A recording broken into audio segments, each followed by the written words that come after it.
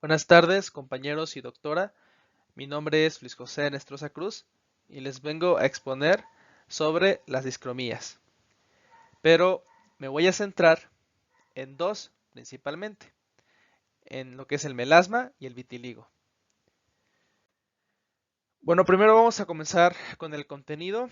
Lo primero que hay que abordar es la introducción, es la definición de discromías y la clasificación de estas, para después adentrarnos en las dos discromías que vamos a ver en la exposición, como lo es el vitiligo y el melasma.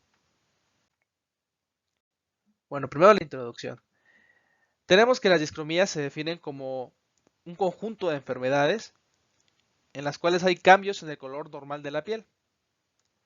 Estas tienen una clasificación y se dividen en dos grandes grupos: discromías melánicas y discromías no melánicas. En cuanto a las discromías melánicas, tenemos que el cambio de color se debe a un exceso o un defecto en la melanina. En pocas palabras, aquí pues interviene la melanina, ya sea que haya un aumento, un descenso de melanina. En cambio, las discromías no melánicas, como su nombre lo indica, no tienen nada que ver con la melanina. Se debe a otros pigmentos de procedencia tanto exógena o endógena y que son distintos a la melanina. Ahora hay que ver la clasificación de las discromías.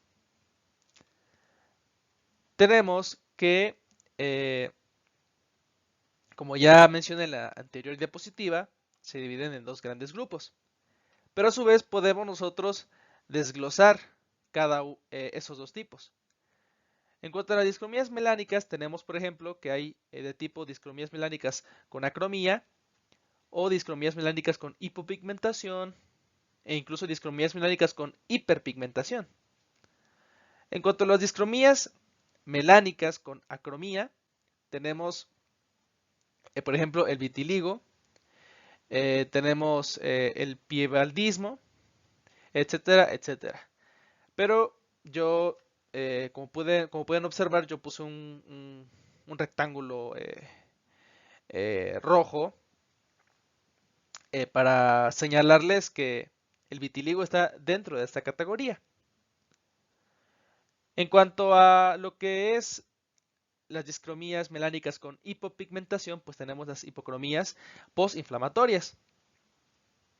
Ahora, en cuanto a las discromías melánicas con hiperpigmentación, pues tenemos distintos tipos, como por ejemplo la mancha mongólica que aparece en los recién nacidos, en ciertos grupos de recién nacidos, eh, por ejemplo las efélides y por supuesto el melasma, que es el que vamos a ver más adelante, y pues también lo remarqué con un rectángulo cuadrado para que sepan en qué tipo de discromías está.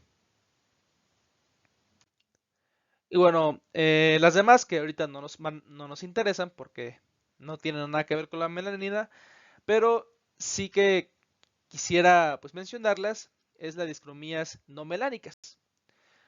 Y hay de dos tipos, la de que es provocada por pigmentos exógenos o por pigmentos endógenos. Por pigmentos exógenos pues tenemos los tatuajes, la pigmentación por fármacos, por metales, etcétera. Y por pigmentos endógenos pues tenemos la amiloidosis macular, la hemosiderosis, por ejemplo. Y bueno, ahora vamos a adentrarnos ya en esa discromía, en ese tipo de discromía, nos vamos a adentrar en lo que es el vitiligo, ¿sí? Vamos a profundizar en esta enfermedad y pues bueno, tenemos que primero la definición. El vitiligo pues es una enfermedad idiopática y vamos a ver más adelante que tiene una etiología multifactorial, y es que es adquirida y se va a manifestar clínicamente por la aparición progresiva de máculas acrómicas en una distribución característica. Y pues esto va a tener una gran repercusión de manera estética en las personas afectadas e incluso psicológica, porque puede afectar la autoestima del paciente las tenga. Ahora hay que comentar un poco también sobre la epidemiología del vitiligo. Tenemos de que es el trastorno de la pigmentación de la piel más común a nivel mundial, ya que tiene una prevalencia estimada del 0.5 al 2% de la población, tanto en adultos como en niños en todo el mundo. Otro punto importante es que puede iniciarse a cualquier edad, pero lo hace con mayor frecuencia antes de los 20 años, en el 50% de los casos, y después de los 50 años. En México, ya en cuanto a la epidemiología a nivel nacional, tenemos de que ocupa entre el tercer y quinto lugar entre todas las dermatopatías. Y su porcentaje en la población varía de entre 3 al 5%.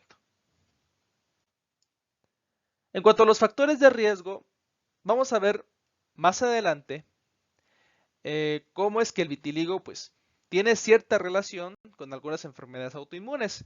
E incluso es una teoría que explica el por qué se produce el vitiligo, por procesos autoinmunes. Y pues claro, en los factores de riesgo tenemos que mencionar algunas enfermedades que se asocian al vitiligo, como por ejemplo la enfermedad de Addison, la anemia perniciosa, la artritis reumatoide, el lupus eritematoso sistémico, diabetes tipo 1, etcétera. Ahora, en cuanto al cuadro clínico, pues vamos a ver las características de estas lesiones, de estas máculas. Y bueno, tenemos de que el vitiligo se caracteriza por la presencia de máculas acrómicas que tienen bordes precisos y sin cambios epidérmicos. Su tamaño, forma y distribución son muy variados, aunque también muestran cierta predilección por ciertas zonas, como por ejemplo la cara, los grandes pliegues de las axilas y las ingles, los genitales, las áreas periorificiales, el dorso de la mano, las zonas periunguial, los codos, las rodillas y los tobillos. También generalmente las lesiones son simétricas, pero pues algunas veces puede ser un vitíligo segmentario. También tenemos de que en esta enfermedad se puede producir el fenómeno de Koebner, en la cual se condiciona la localización de esas lesiones en las prominencias óseas, las áreas periorificiales y en ocasiones alrededor de heridas traumáticas o quirúrgicas de la piel.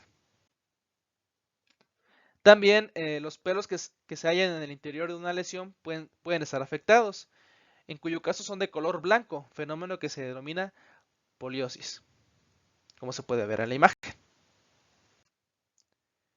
En cuanto a los estudios complementarios, como ya les había mencionado de que si esta enfermedad se puede asociar a enfermedades autoinmunes, pues hay que solicitar estudios para poder descartar estas enfermedades o algún déficit nutricional, como por ejemplo pedir un hemograma, una glucemia en ayunas, los niveles de vitamina D y B12, etcétera, etcétera. En cuanto a la dermatoscopía, tenemos de que primero hay que definir qué es la dermatoscopía, ¿no? Bueno, la dermatoscopía es una técnica que nos va a ayudar a diagnosticar en ciertas dermatopatías y que es no invasiva, desarrollada para poder estudiar pues, estas lesiones cutáneas, en la cual se va a poder visualizar una lesión a través de un dispositivo denominado dermatoscopio, como lo pueden ver ustedes en la imagen. Ahora, la dermatoscopía puede facilitar el diagnóstico de vitiligo. Eso es cierto. Además, podría ser útil para evaluar la evolución del estadio de la enfermedad, así como la respuesta al tratamiento. También otra herramienta en el diagnóstico es la lámpara de Wood. Esta lámpara se ha empleado pues, efectivamente como una herramienta diagnóstica en diversas dermatosis y principalmente en el vitiligo.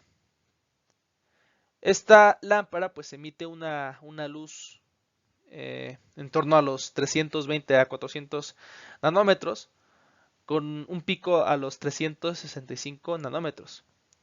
Y gracias a esta luz, pues se puede acentuar las alteraciones de la pigmentación producidas por el vitiligo y pues adquieren una fluorescencia blanco-azulada, como se puede ver en la imagen.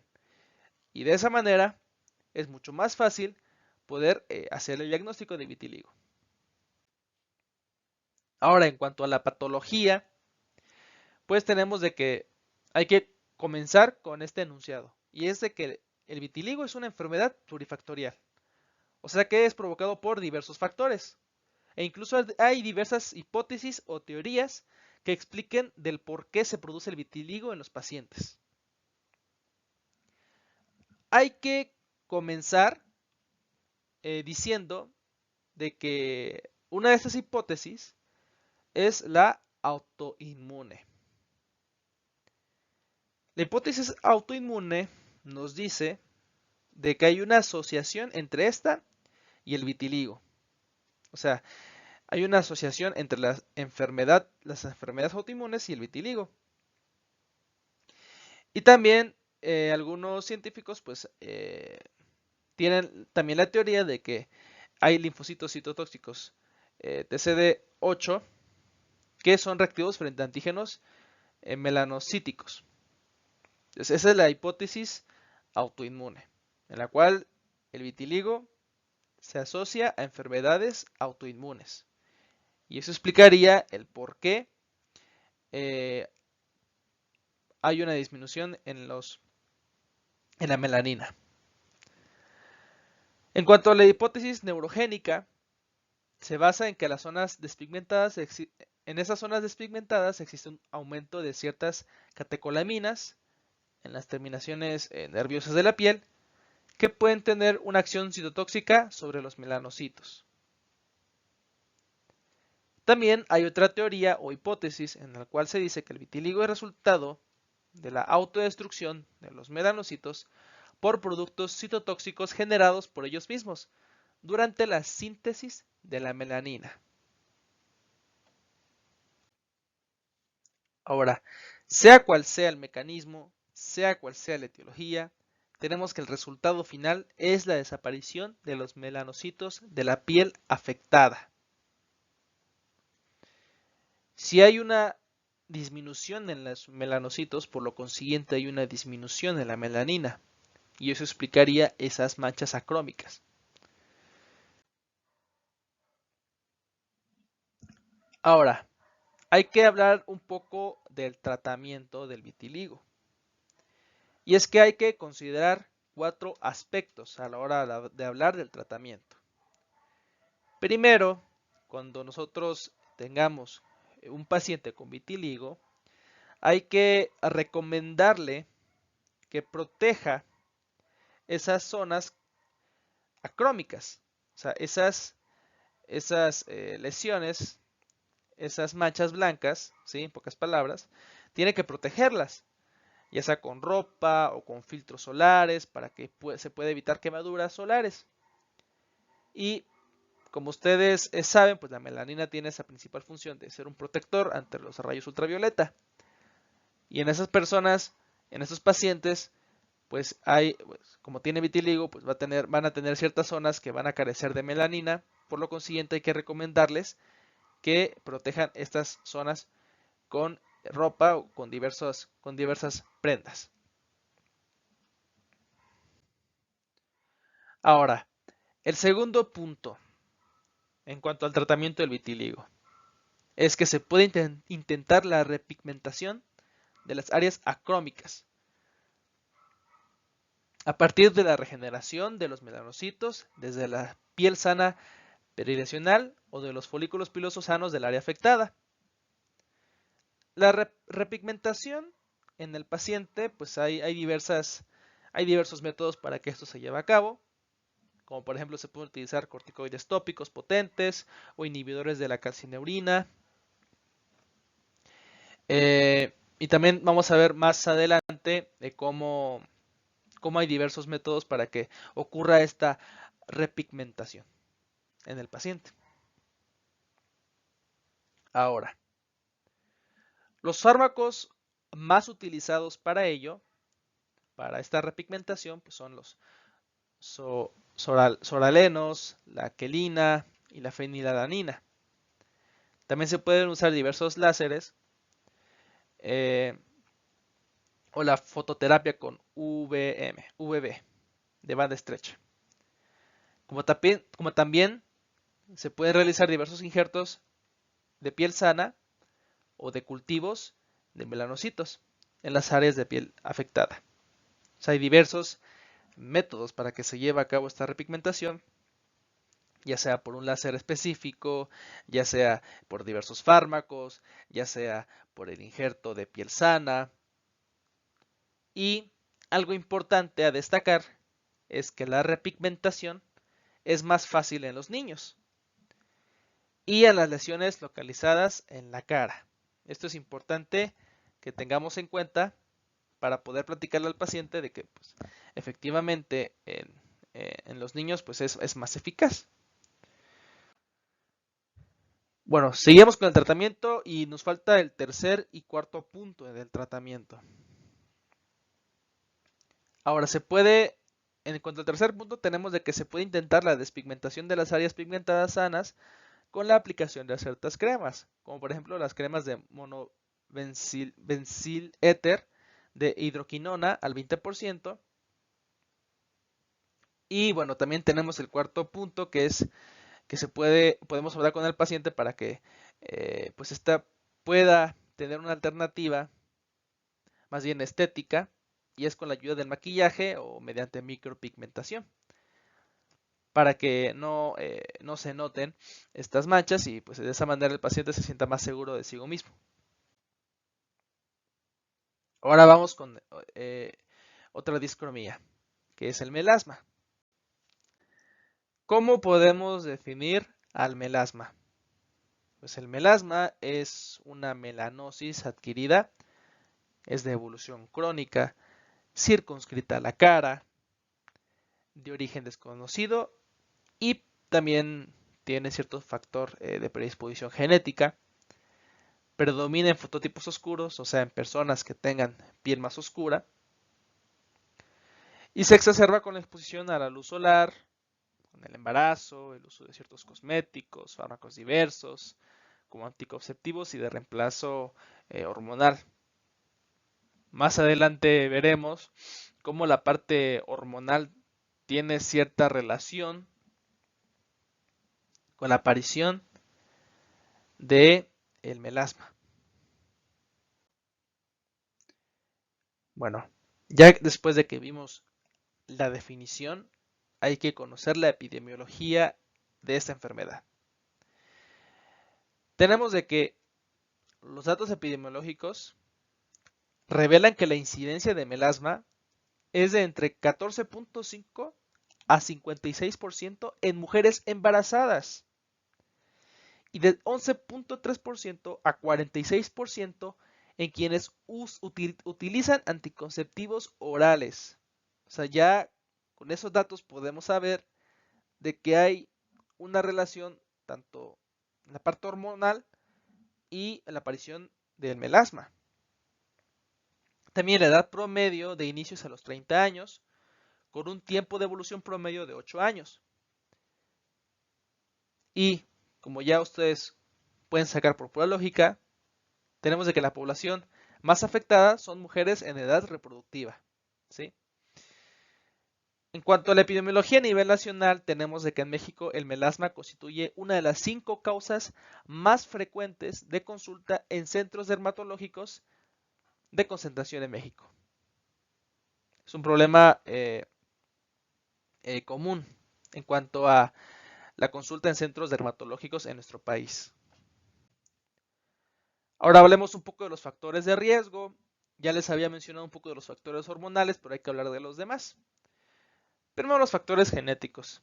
Y es que se ha descrito que de 56 a 97% de los pacientes refieren tener afectado a un familiar de primer grado, lo cual sugiere una predisposición genética. También está el otro factor que es la exposición solar.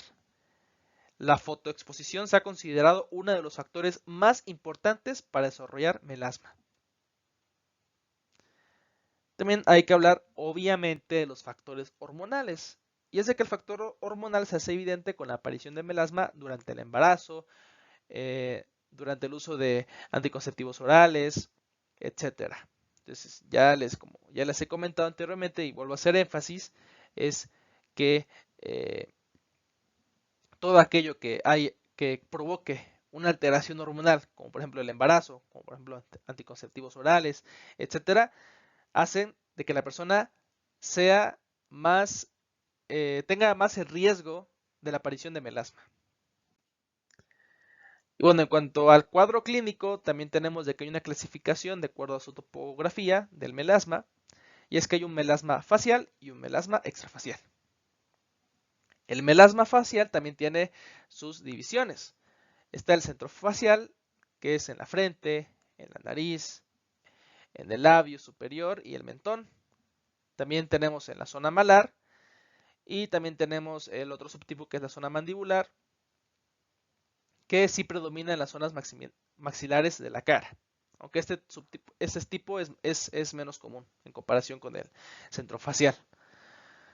En cuanto al melasma extrafacial, tenemos que se localiza en brazos, antebrazos, cuello y en la región external. Sin embargo, esta variante no es universalmente aceptada, o sea, no es muy común.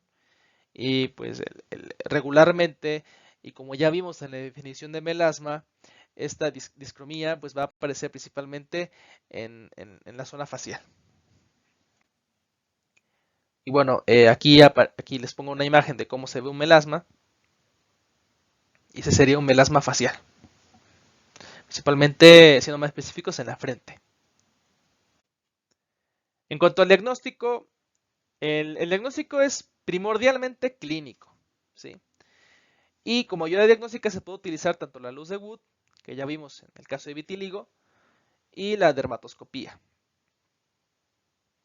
Y el diagnóstico diferencial se apoya con el estudio histopatológico. Y bueno, de acuerdo con el examen o la lámpara de Wood, tenemos que el melasma se divide en epidérmico, dérmico y mixto. También la luz de Wood sirve solo para evidenciar la extensión de la mancha, pero no precisa la profundidad del pigmento. Bueno, ya que hablamos de la lámpara de Wood, hay que hablar después de la dermatoscopía. Y es que ya hemos hablado de que la dermatoscopía es una herramienta auxiliar de diagnóstico no invasiva y nos permite visualizar estructuras y colores que se relacionan con la profundidad del pigmento. La dermatoscopía permite evaluar el componente vascular presente en un gran número de pacientes presente en un gran número de pacientes con melasma, pero no existe un patrón o estructura específica. También tenemos de que en la evaluación del melasma con dermatoscopía se reconocen tres patrones: el epidérmico, el dérmico y el mixto. En cuanto al epidérmico, tenemos de que es con pigmento marrón y pseudoretículo estructurado regular. En cuanto al dérmico, tenemos de que es con pigmento azul grisáceo y pseudoretículo irregular desestructurado. Y por último tenemos el mixto, que es con tonos variables de marrón a azul grisáceo, compatible con las dos definiciones anteriores. Entonces, con la dermatoscopía nos ayuda principalmente a reconocer esos tres patrones, y también es importante en el diagnóstico y clasificación del melasma.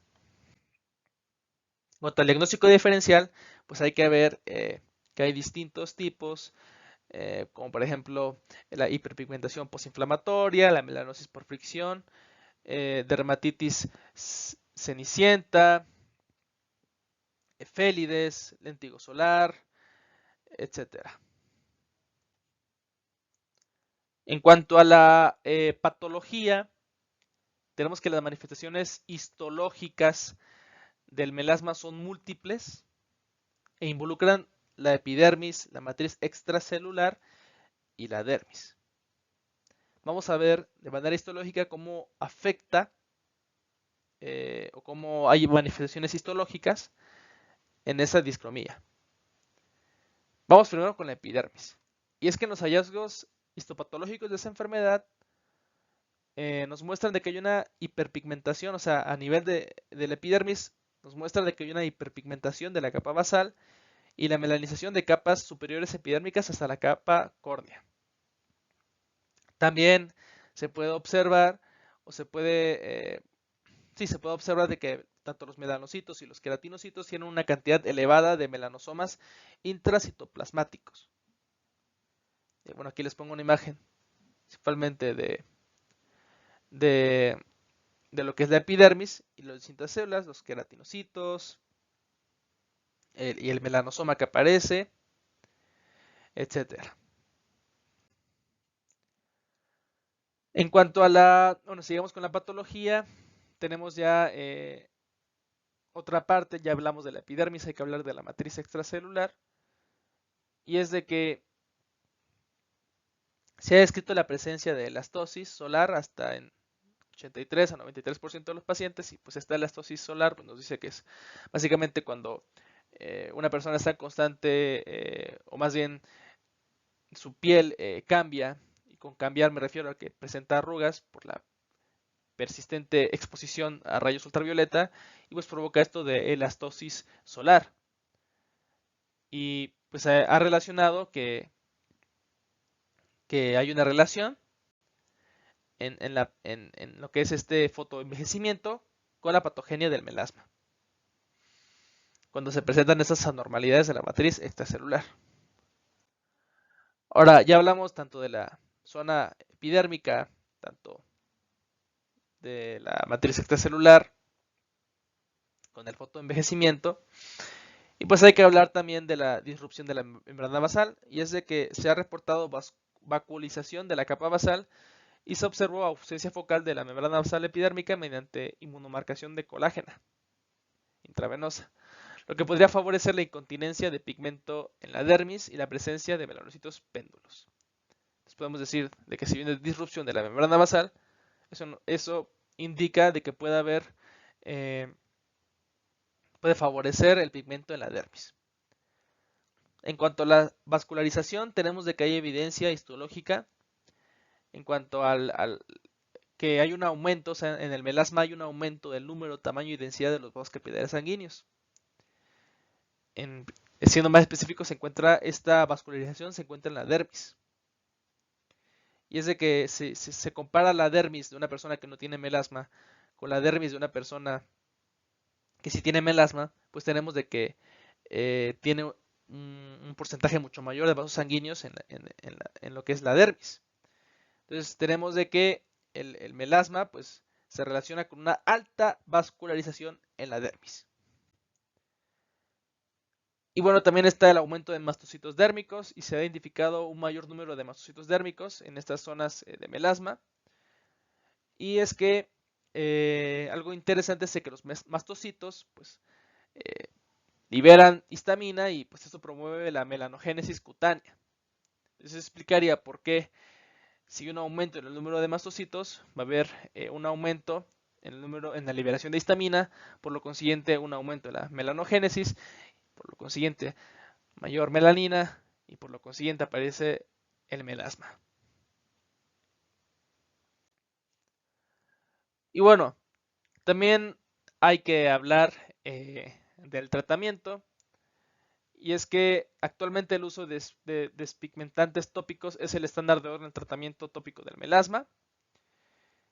Y también es importante evitar factores desencadenantes como la exposición intensa a rayos ultravioleta, como también hay que evitar el uso de anticonceptivos hormonales y fármacos fotosensibilizantes. Y bueno, siguiendo con el tratamiento, pues primero hay que comenzar con la fotoprotección. Es importante de que todos los pacientes, independientemente de qué tan severo sea su melasma, pues hay que recomendar que use básicamente bloqueador solar de manera diaria, constante y permanente. Podemos recomendarle bloqueadores solares de FPS 50 más, y la aplicación de este bloqueador o fotoprotector químico debe realizarse cada 4 horas sobre esa capa por capa, y pues de manera suficiente que cubra la piel del paciente. Y también es importante de que comience a utilizar diversas prendas que lo protejan de los rayos ultravioleta. Sombreros, lentes, paraguas, etcétera. Y bueno, también está el uso de la hidroquinona. eh, y bueno, ese es un agente fenólico, es un despigmentante tópico. Y pues bueno, puede tener ciertos efectos adversos, como por ejemplo la dermatitis por contacto irritativa y alérgica, pigmentación postinflamatoria, etcétera. Y también se ha demostrado que la hidroquinona en combinación triple que incluye retinoide tópico más esteroide tópico es más efectiva y segura y mejor tolerada que si se diera solo. Bueno, ya por último, las medidas preventivas, pues ya, aparte de que ya les mencioné que se debe evitar, o más bien si ya se detectó el melasma, pues se debe evitar el uso de anticonceptivos orales. Y también lo más importante es que sepamos de que una de las mejores medidas preventivas es evitar la exposición a los rayos ultravioleta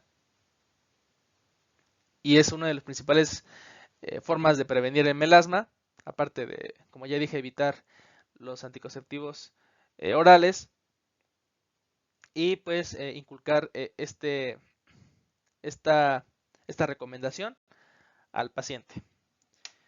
Y eso sería todo de mi parte. Muchas gracias.